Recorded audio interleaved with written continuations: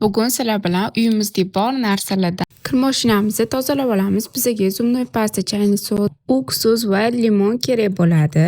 Birinchi bo'lib kir mashinani oynasiga zubnoy pastani surib olamiz.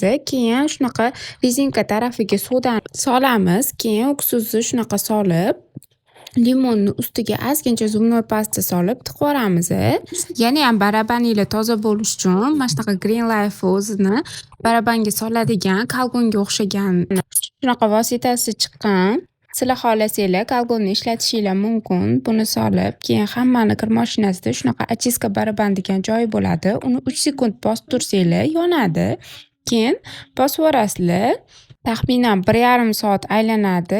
Ichidagi kirlarni o'zi yuvib, barabaninglar shunaqa yaltillab toza bo'ladi. Bir marta sinab ko'ringlar. Mana shu rezinkalari ham shunaqa toza bo'ldi. Keyin kir mashina o'ch bo'lgandan keyin shunaqa tegidagi musor yig'adigan joyini yaxshi tozalab olamiz.